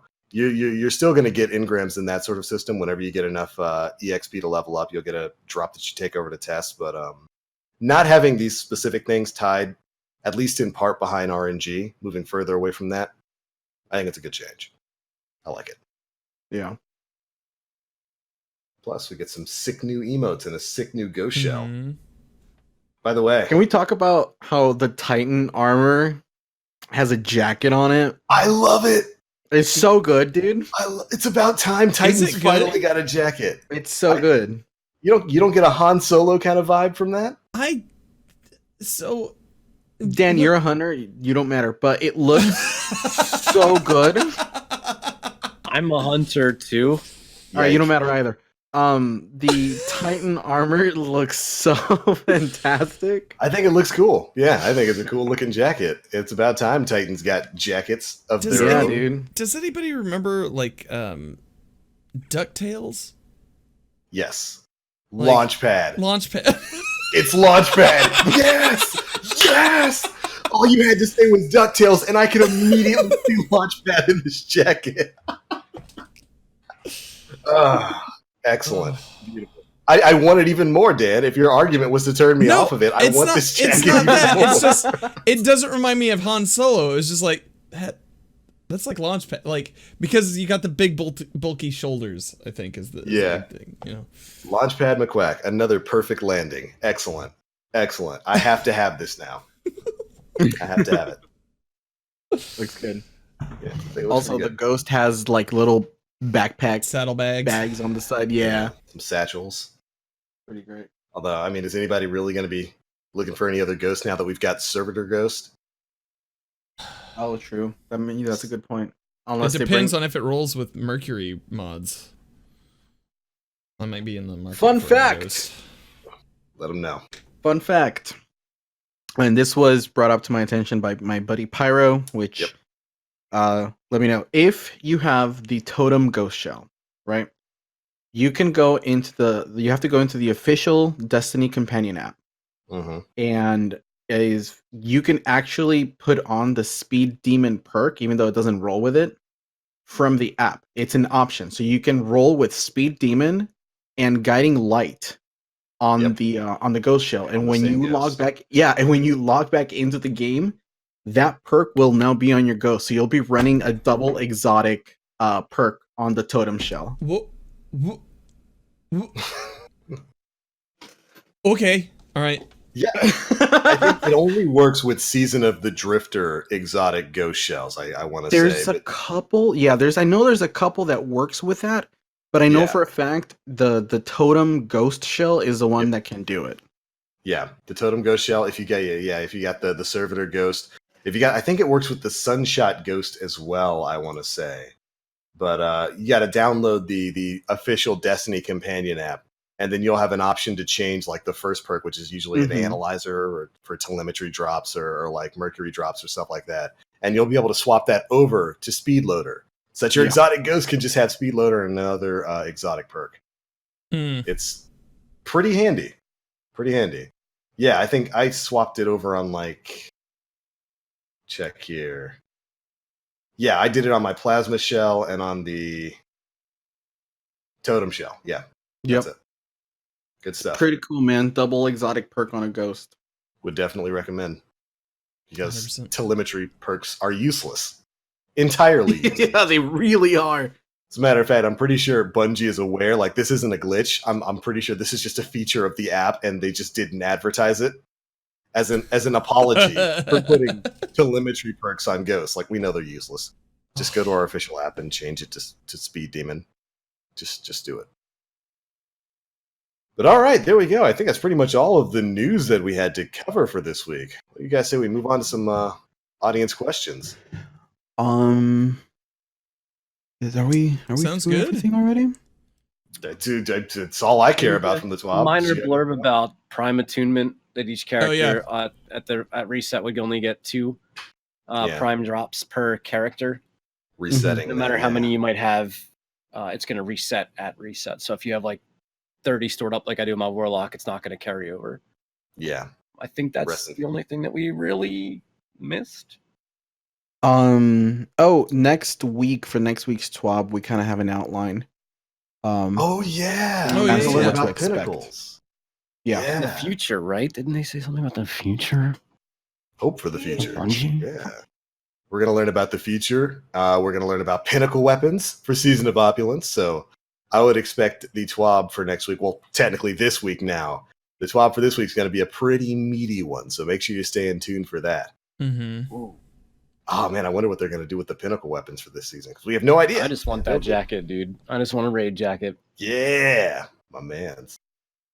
Get that world's Let's first. See, we got so this upcoming week we have Pinnacle Weapons previews, more information on sandbox buffs, which please, Yeah. please, and more information on Season of Opulence. So we're probably going to either get an updated calendar for this upcoming season, or maybe a preview of a trailer. Mm-hmm. This will be a Vidoc week. Yeah. Because we are a week away, What week? 1 week away from Opulence hitting. Yeah. So- I pay attention Tuesday. Vidoc might drop. That's when they usually do it. Yeah. So I want to talk about a couple things here. So we have this thing where it says that Deej at the end of the TWAB says, right now our focus is on Opulence, but after the season has launched and raid belts have been awarded, we'll be looking deeper into the future and sharing with you more about a new era for Bungie and Destiny 2. Yeah. The way this pans out, the raid race is on June 4th, Mhm. right? That is a week before E3. Yep. Do you think that they will release some sort of Vidoc outside of E3? Because we know that they're not going, right? Like, they're not one of the exhibitors. Do you think that Yeah. after the raid race is over, we'll get some sort of Vidoc showing, hey guys, Mhm. thanks for sticking around, check this out? Possibly. Maybe even a Possibly. stream. Yeah.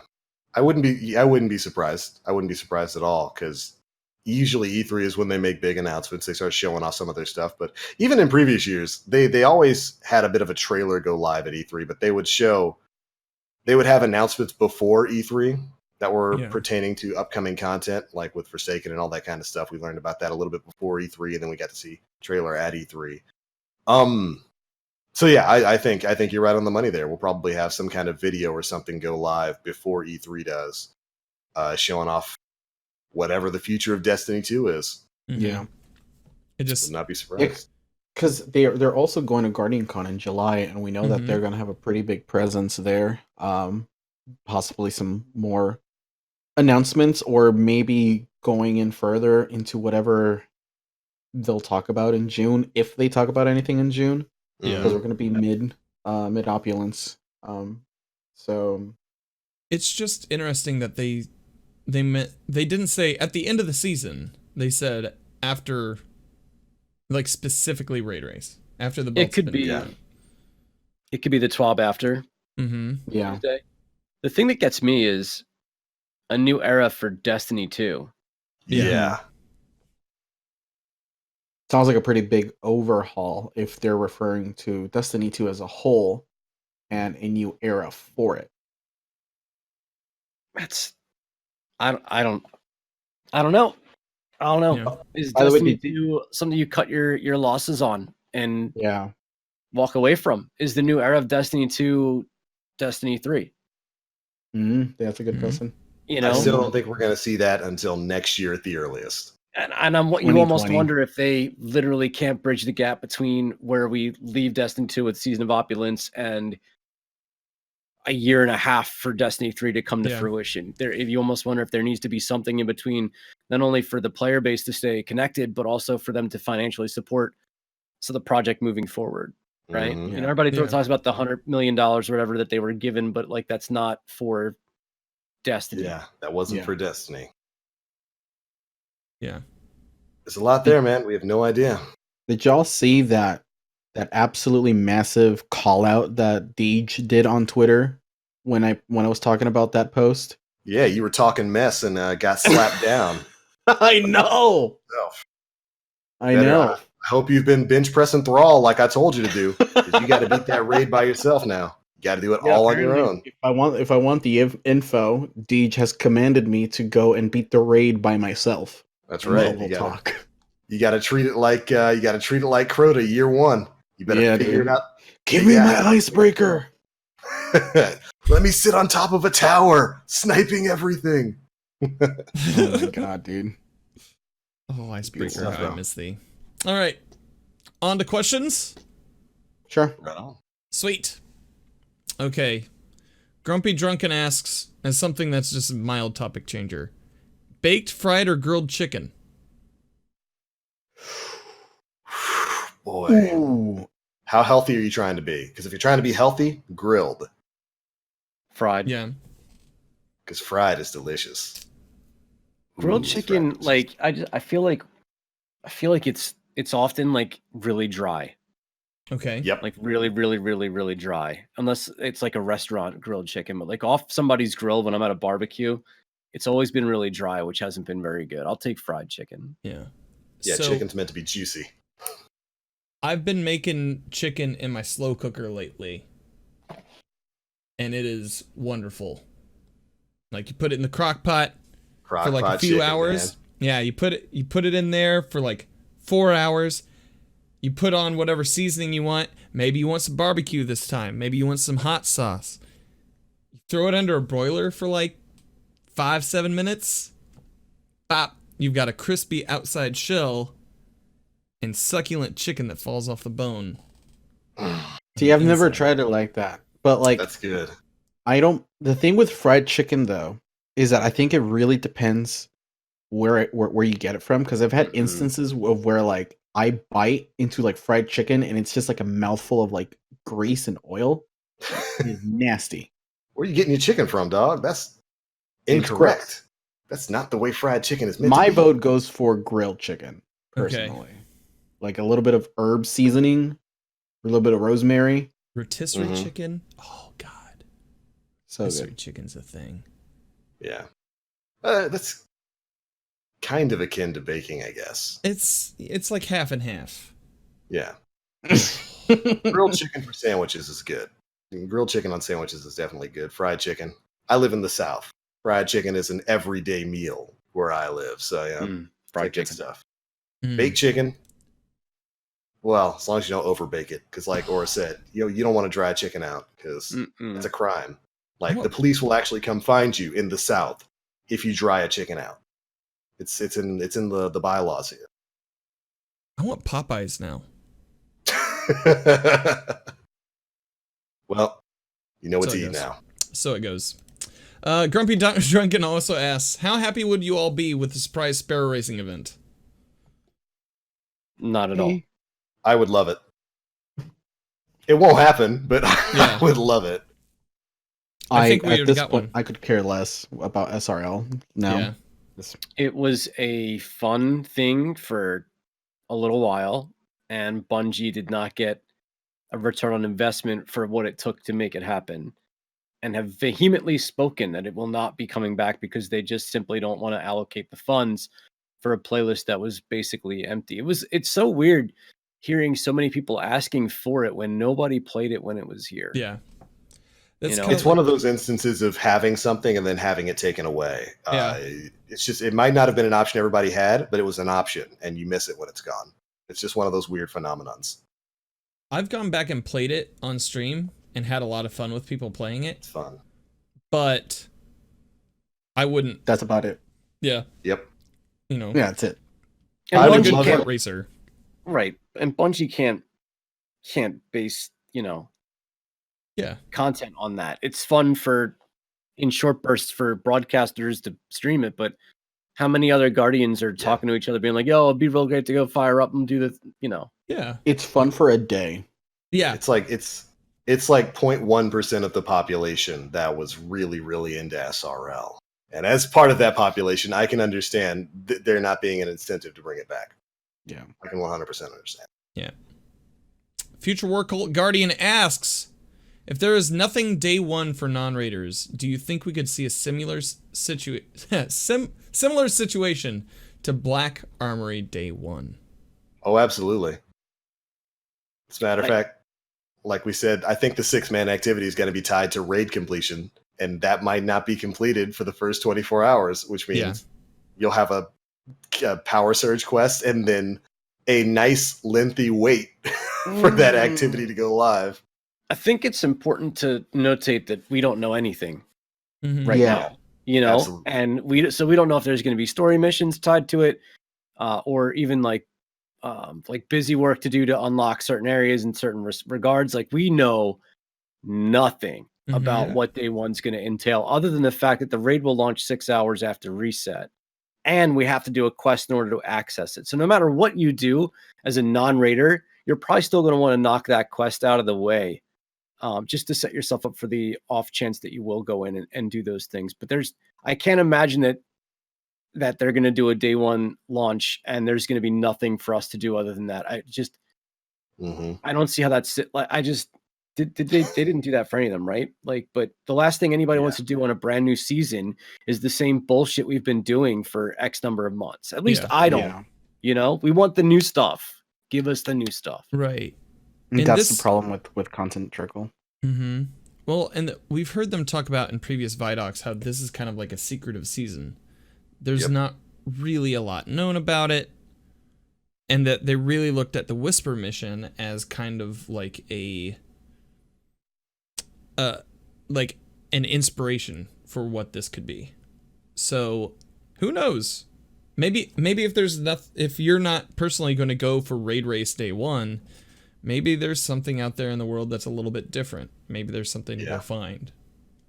I hope so. I really hope so.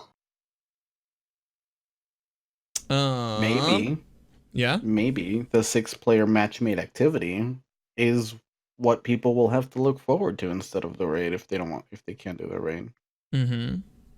That way they have something to do that's equally as challenging, and it's match made. How much patience are Guardians going to have with people who are trying to find their way in a 6-man match-made activity? Yeah, I don't Because know. I lose dude. my patience Buddy. with people doing Reckoning, and the Reckoning right now, the modifier for it is you don't heal, you got to grab the little orbs. I forget what it's called. Attrition. Attrition. That's it. So I mean, I get downed, and then there's a Guardian like 3 feet from me Just who teabagging won't you. res me. No, he won't res me. He's too busy doing Titan things to come over and get the res. And it's like, you know, how can that situation occur on a bigger scale? And if I find myself getting frustrated like that, I can only imagine what the majority of the player base is going to be. Yeah. So like, is it okay to ask people to kind of be a bit more understanding? And what's the time sync going to be like? Is it going to Yeah. be a 20-minute or a half-hour run? It's a lot of time to have one Mhm. person or 2 Mhm. people or even 4 people who potentially can't play to a certain level that is required for completions. Like it has an opportunity to be an absolute disaster. Yeah. Yeah, and not to mention the rewards got to be worth it It better be worth it. Yeah. So for I mean, Escalation Protocol was worth it yeah. This could- absolutely. for at that time and for months afterwards. Escalation Protocol, which is probably the closest thing to what I believe we're going to get. Yeah. Mm-hmm. Yeah. Yeah, I have absolutely. to agree. This kind of answers Radiant Duke's question. What would you want the new 6-man activity to be? Like time sync wise, It has if- to be. It has to be something simple enough where a matchmaking system Works. is. Yeah. It works and it's not an issue Dude, because what if it's again, endgame and it's like training wheels? yeah, no man. That's the problem because, like, I'm just saying, if there's people who still don't know that you got to charge the orb in the corrupted. Yep. so, So it has to be something that's accessible for a match made party. And like Aura, you made a really great point. It has to be something that isn't going to take up too much time. It has to be something around the time length of an average Reckoning run or a PvP match. yeah. Reckoning's 5 minutes or so, give or take, depending. Yeah. 5 to Depending 7 on your minutes. party. But because 6 people might not be able to get together for I don't 3 know. hours randomly. Yeah. Well, that would be a raid encounter. If it's a 6-player match-made activity, I'm imagining a grand scale public event, which we've seen That's what I'm thinking. different Escalation versions Protocol, yeah. already It'll be an Escalation EP protocol, style thing. the forges. Yeah. I'm picturing something in it that's going to be in one location, one arena, with a bunch of different steps that might have to be taken in order to achieve the end result, all of which are not going to be so incredibly difficult to the point where match-made parties can't figure out how to get it done. And the other thing about it is maybe they make it so that the level system smacks people around versus the skill, where if it is Yeah. 750, somebody who's 720 trying to do it is just getting annihilated Mhm. the entire Clapped. time. So we'll see. My money's on horde mode. Another horde mode. Yeah. A Another true idea I horde can mode think of. would be so beneficial Yeah. to this game, especially given the fact that, and this kind of leads into it, like if they're taking away these supers that regenerate, these exotics that regenerate your super or create infinite ammo or whatnot, it completely like lights the road to say horde mode at the end of the street. You know what I mean? Like these are the lamps Yeah. that are going off that are illuminating the pathway forward. And if they're taking away our ability to get our supers over and over and over again, it leads me to believe that we are going to be put in encounters where there are ads everywhere, just Mhm. everywhere. And maybe I almost wonder if the DPS check's coming down though. Maybe it's not going to be as Mhm. much damage to take down bosses, but that's what it looks like we're Yeah. going to be getting. Yeah. I would just want it to be something that was perpetual. Like something that like increased in light every time. We've seen these horde modes that they've added as little like test test signals along the way. And they're fun for like a day for me. Yep. And then you beat the bosses, you get your shit and you get out. And They get old. if it were something where it was just like, okay, sure, you slap around these ads, cool. Every 5 levels, we up it and continue the climb up through better bosses and everything. Rad. Because that's a challenge to me. The problem with continuing to do stuff like this is you're continuing to pull your player base apart. Mm-hmm. One of the quests for the Allegiance quest was, or one of the steps was to do two Vex and 2 Cabal strike bosses. Yeah. So they tell you go do Insight Terminus or whatever, just because. And there's next to no matchmaking. There's next to nobody doing those strikes, to try and get that quest step done. So I'm out here soloing a strike, which is not a big deal. But then you're getting to things like forges. So now we're going to add another match-made activity that's going to be around for the lifetime of the game, and there's just not going to be the players to fill those spots eventually. Yeah. Mhm. It's my biggest concern. Like I still have to do forge things for armor sets if I want to finish the collections or whatnot. Yeah. And my biggest concern is that we're going to be pulling everybody away from all these things. That it's going to be a little bit harder to get some of that stuff done, especially given the fact that you're changing some of the weapons that made it easy to solo.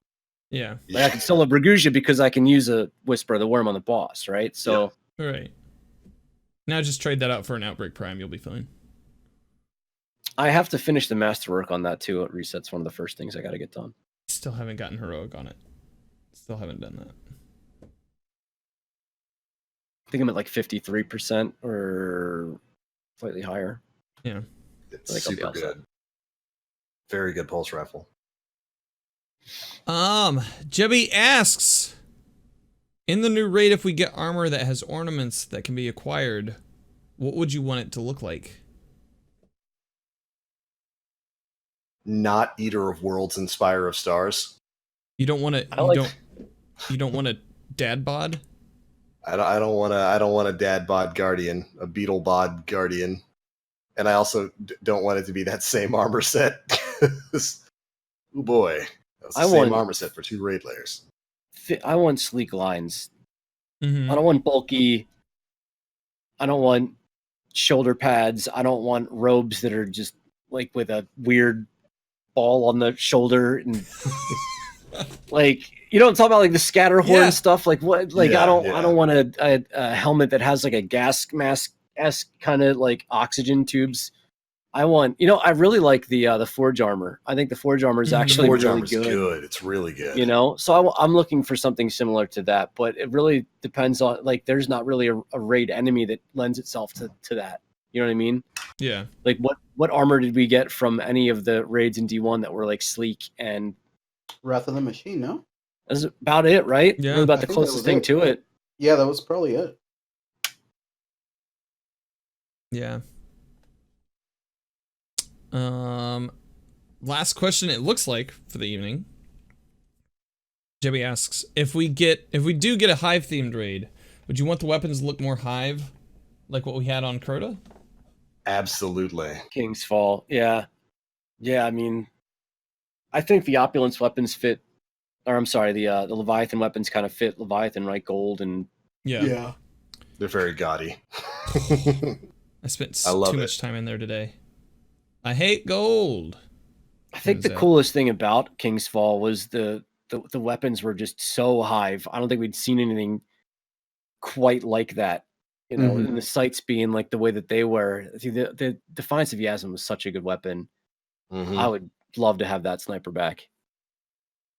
Yeah, they really Yeah. set a bar when it comes to weapon designs for those. Because like, I remember even like the fusion rifle, the Midas Reckoning, Mm-hmm. had Yeah. moving like scales whenever you would charge it up. Yep. Like the scales on top would like go up, and you could see the void energy in between them. Right. It was really, really cool. And honestly, in terms of visual design from Destiny 1 weapons, I think they probably had the best, the King's Fall ones.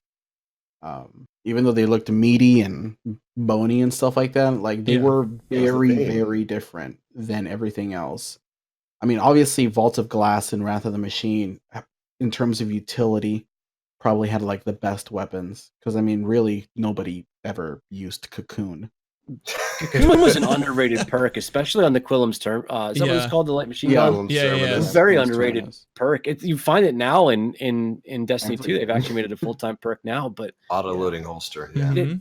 like Vault of Glass weapons, like of course they were amazing, but they really weren't all that aesthetically pleasing. No, they weren't. They weren't They that were great very to look at. standard They were weapons. just right. There was nothing special about them.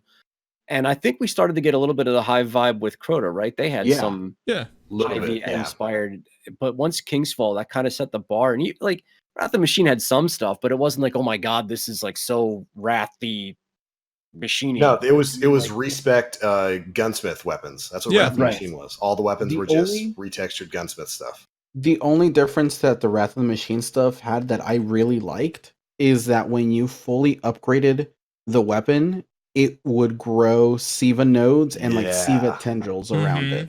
That Right, That was right. probably like my favorite thing of that that. was cool. I almost But- don't care what they look like if we get some of that stuff. Question. Yeah. Siva back. But yeah, you're absolutely right. I think when it comes to weapon aesthetics, King's Fall far and away was the best because most of the other raids were reskins. Even Vault of Glass, all those weapons were basically reskins of guns we already had. Yeah. But King's Fall, those weapons had a theme, a direct theme tied to them. Technically, Yeah. Crota did too, but I think there's no real contest there.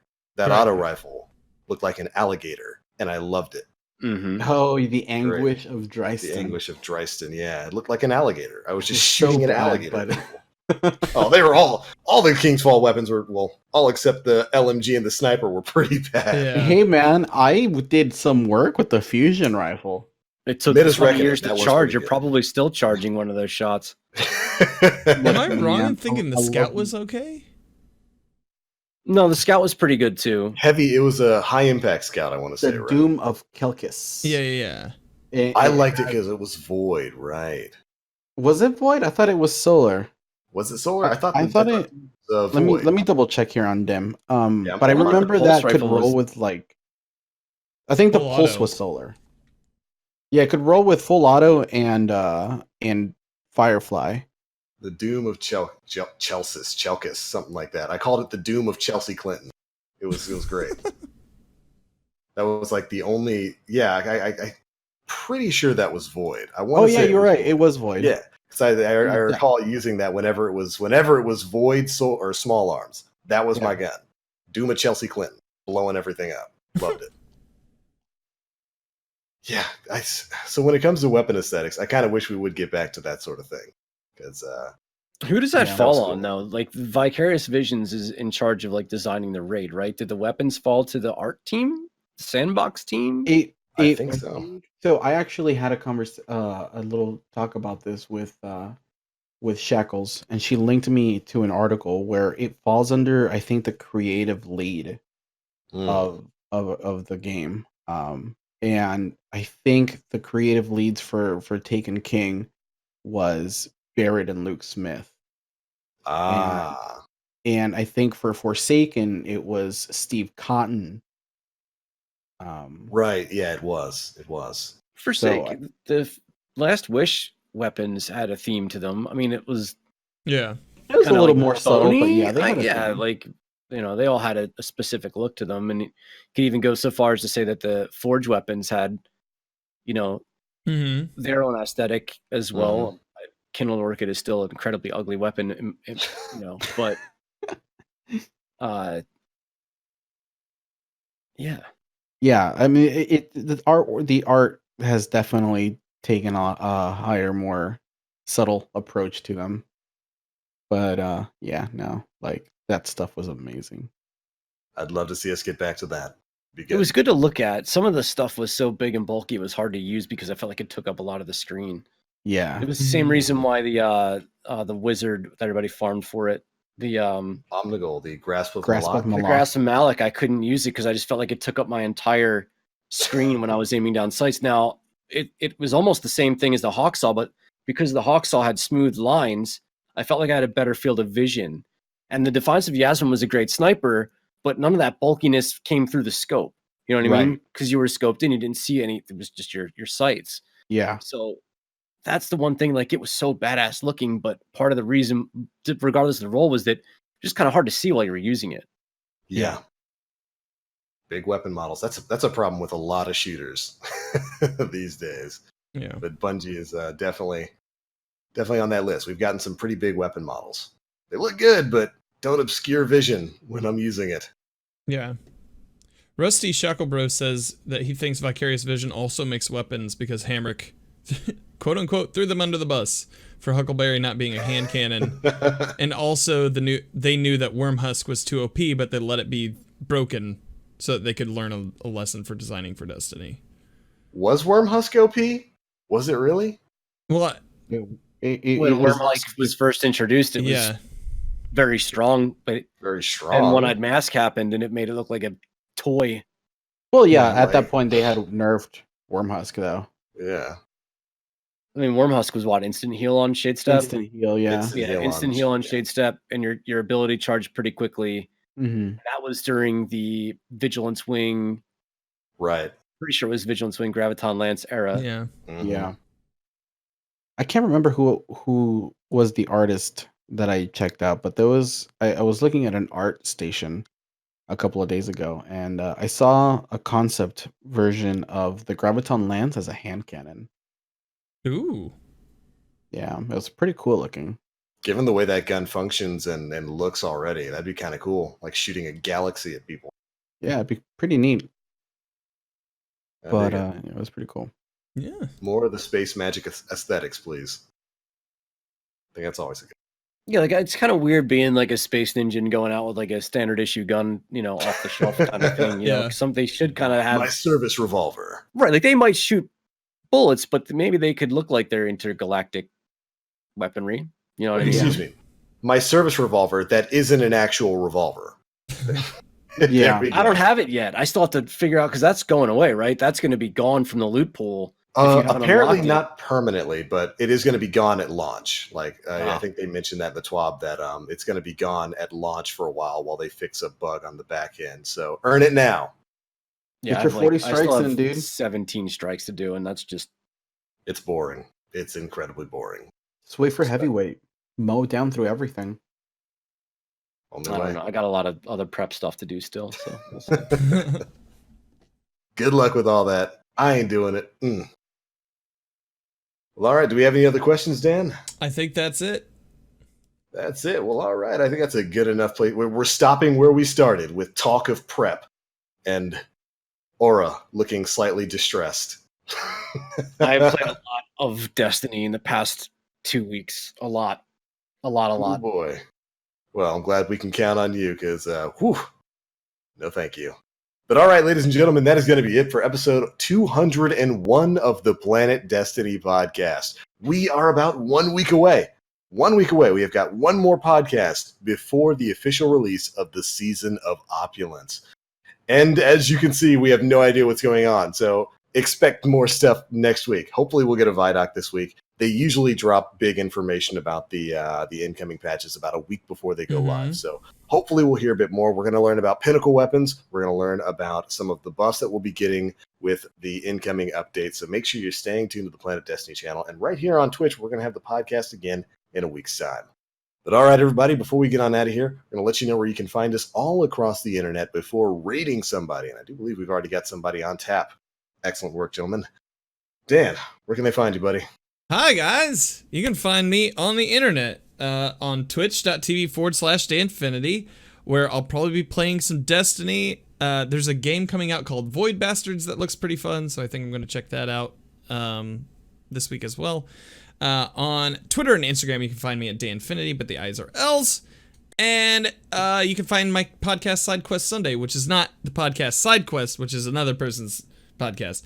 But this week we had the Personality Twins on, and they'd never done a podcast before. They'd never done an interview with anybody, and they were hilarious and awesome. And just, it's one of my favorite episodes that I've recorded, I think. Excellent. Make sure you go check that out, SideQuest Sunday. I say it every time he brings it up. It's a fantastic show. You should listen to it. I always enjoy it. It's just a good way to spend a bit of time. Aura. What's up? My name's What's up, Aura. bro? You can find me on Twitch, twitch.tv/Aura, whenever I make the conscious decision to hit the start streaming button. Guaranteed. We'll probably be streaming a little bit more this week and heading into next week. So sorry about that if you guys have missed the show. Twitter. Twitter.com/evilaura, 3VIL_AURA. Follow that man for Voops. He does lots of Vooping, and he's going to be Vooping all through a whole new season in about a week or so. Make sure you're tuning in. Next up, Nim. What's up? What's up, bro? What's up? How you doing?